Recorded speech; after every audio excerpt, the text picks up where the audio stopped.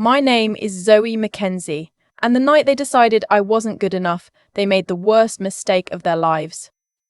I grew up in Sudbury, Ontario. My dad worked the mines, 31 years underground, coming home with dust in the lines of his hands that never quite washed out. My mum cleaned offices on the night shift and still managed to have breakfast ready before I left for school. We didn't have much. We had each other and we had enough. And I never once felt ashamed of that until I met my husband's family. Callum and I met at McMaster. He was in his second year of law. I was finishing my nursing degree. He had this easy confidence that I mistook for warmth back then. Maybe it was warm in the beginning, or maybe I just wanted it to be. We dated for 2 years, got engaged at Christmas, and married the following September at his parents' estate outside of Oakville. One of those stone houses that sits back from the road like it's too good to be seen from the street. His mother's name was Vivienne. I should say that right now, so you understand everything that comes after. Vivienne had the kind of posture that made you feel slouched even when you weren't. She wore her silver hair pulled back so tightly it seemed to stretch the skin at her temples, and she had a way of looking at you, not at your face, but past it. Like she was cataloguing everything you weren't. She never raised her voice. She didn't need to. She had found ways of diminishing people that left no fingerprints. Callum's sister was named Fiona. Fiona was 3 years older than him, unmarried, and deeply committed to the idea that her family's money was a reflection of their character. She collected degrees the way some people collect grievances. A law degree she never practiced. An MBA she used to manage their father's investment portfolio, a certificate in art history she mentioned at dinner whenever she needed to remind someone she was cultured. She had never once, in the 4 years I knew her, asked me a genuine question about my life. Their father, Graham, was the quietest man I had ever met. He had built the family's real estate development firm from a single property in Burlington. And somewhere along the way, he had decided that having built something gave him the right to say very little. He sat at the head of the table and watched. I used to think his silence was wisdom. I understand now that it was cowardice dressed up as dignity. When Callum and I got married, Vivienne pulled me aside at the reception, not to welcome me, to inform me that she had arranged for us to have Sunday dinners at the house every week. Not an invitation. An arrangement.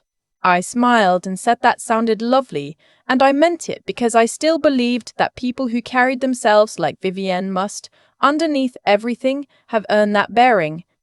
The Sunday dinners were the education I hadn't signed up for. Vivienne's comments were always wrapped. A compliment on the outside, something else entirely on the inside. "You're so capable, Zoe. I suppose nursing teaches you to be practical. Callum always needed someone grounded," said in front of everyone, said with a smile. Grounded, like I was furniture. Like being practical was a consolation prize for not being refined. Fiona was less careful. She had watched her mother long enough to understand the technique, but hadn't developed the patience for subtlety. Once, at the dinner table, she looked at my hands. I had come straight from a 12-hour shift, and my hands are always a little rough from constant washing, and said, "Must be hard keeping up with all of this, Zoe. The dinners, the house, the job. I don't know how you manage." And then she turned to her mother and started talking about a trip to Barcelona. I managed by working. That was always how I managed. I was a registered nurse at Hamilton General, eventually moved to the ICU. It is not a job for people who need to be liked. It is a job for people who can hold someone's hand at 2 in the morning and stay steady when everything else is breaking down.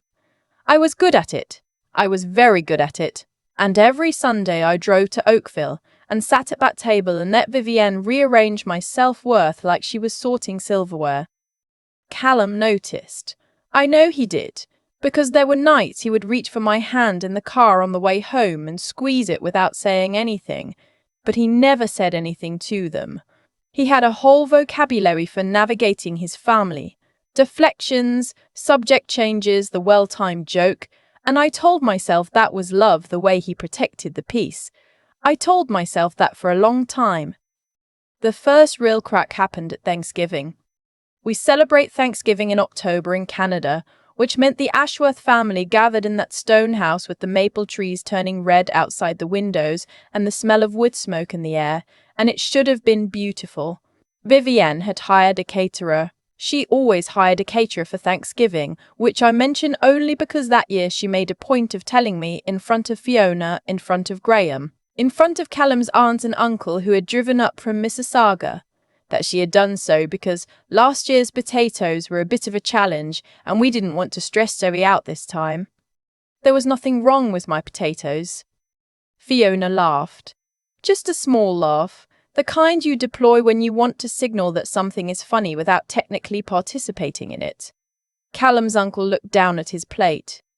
Graham looked at the window, and Callum said, "Mom, come on," which Vivienne received as a compliment and filed away as permission. I excused myself to the bathroom and stood there for a few minutes with my hands on the cold sink, looking at my own face in the mirror. I thought about my father. I thought about the way he used to come home from the mine and sit at our kitchen table in Sudbury, and even with the dust still in the lines of his hands, there was nothing diminished about him. He was more whole than any of the people sitting at that dinner table in Oakville. I knew that the way you know true things, in the body, not the brain. I went back to the table, I ate my dinner, I drove home. Over the following months, the situation shifted in ways that were hard to articulate but impossible to miss. Fiona started excluding me from things. Group text threads for planning family events that somehow I wasn't on. A girls' trip to Montreal with Callum's cousins that Vivienne organised and Fiona coordinated. I found out about it 3 days before they left. When Callum mentioned it, assuming I already knew, he genuinely thought I'd been included. He hadn't thought to check. I started to understand that the two of them, Vivienne and Fiona, had decided something, not with a meeting, not with a stated plan, but with 1,000 small decisions people make when they want someone to leave. They were waiting for me to get tired. They were betting that I would eventually stop coming, or that Callum would, and they could explain it to each other as my shortcomings. What they didn't understand, what they genuinely couldn't see, is that I had been trained in environments where giving up costs people their lives. I said nothing. I kept coming to dinner. I kept my voice steady and my posture open, and I watched them the way I watch a patient's vitals when something's not right, but you can't see the cause yet. I was gathering information. I was letting them think the cost of what they were doing was invisible. And then came the night of my birthday. Callum had organised a dinner. His idea, a reservation at a restaurant in downtown Hamilton that I'd mentioned once in passing, months before. So the fact that he remembered it meant something to me. His parents were coming. Fiona was coming. A few of our friends. I came straight from the hospital. I hadn't had time to change. I was still in my scrubs, my ID badge clicked to my chest, my hair in the kind of practical bun that has held through 12-hour shifts for years. I texted Callum from the parking lot to say I was running about 15 minutes behind, and he said not to worry. Vivienne and Fiona were already there when I arrived. They were seated with our friends, drinks in hand, and when I walked to the table, Vivienne looked up, and something crossed her face. Not surprise, exactly. Something more deliberate. "Oh, Zoe," she said, loudly enough that the table went quiet. "You came in your uniform." "I came from work," I said. "Of course you did." She looked at Fiona. That look. The one I had been watching for years. I just hope the smell doesn't put people off their food. The table went very still. My friend Danny, she's a school teacher in Ancaster, the kind of person who has never once in her life stayed silent when something was wrong, looked at Vivienne with an expression that could have stripped paint. But I shook my head slightly at her. Not yet. Fiona reached over, and I'm telling you this because it still feels unreal when I say it. Fiona reached over and plucked my hospital ID badge off my chest, pulled it off like it was a price tag, held it up and read it out loud in a mock official voice. Zoe Mackenzie, RN, ICU, Hamilton General. She set it down on the table. Very official. I picked it up. I put it back. My hand was steady. I want you to know that. My hand was completely steady. Fiona, Callum said. I'm joking, Fiona said. It's her birthday, Callum said. I know that, Callum. We're all aware of what tonight is. Vivian smiled and picked up her wine glass. We're very glad you could make it, Zoe, even if it's been a long day. What they didn't know was that 2 weeks earlier I had received a letter. I had applied, months before, for a position I hadn't told anyone about. Not Callum, not my parents, not Danny. There's a nursing leadership program run through the University of Toronto and the Ontario government. They select 20 nurses across the province each year to move into senior clinical leadership roles. People who will eventually be running departments, designing policy, influencing how care is delivered at a systems level.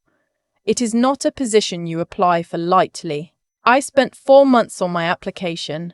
I wrote about my ICU experience, about a case I'd managed that required coordinating 5 departments simultaneously, about what I believe good care actually means. 2 weeks before my birthday dinner, I received a letter telling me I had been selected.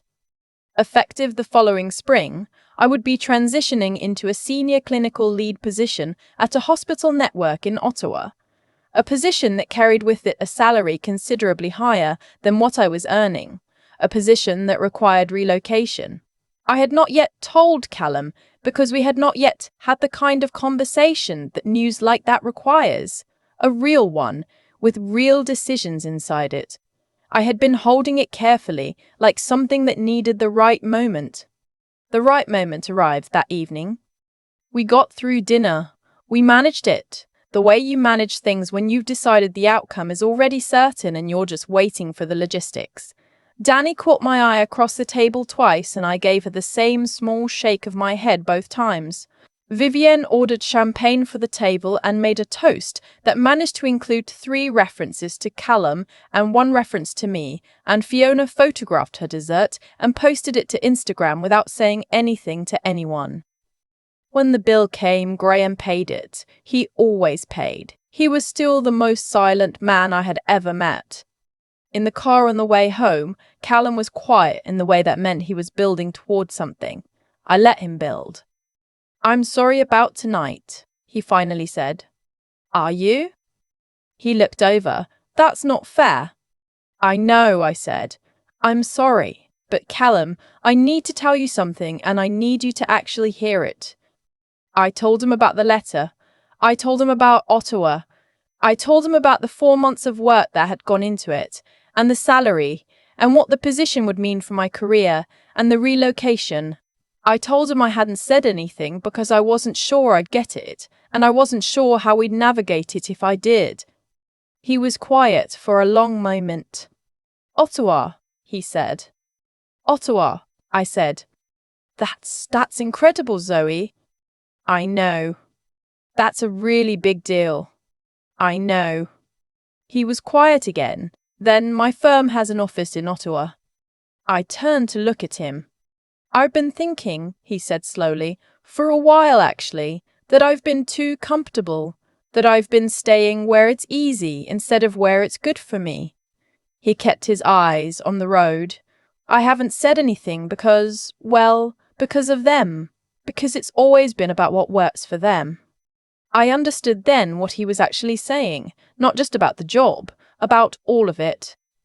We talked for 2 hours that night. At the kitchen table with tea going cold in front of us, we said things to each other that had needed saying for a long time.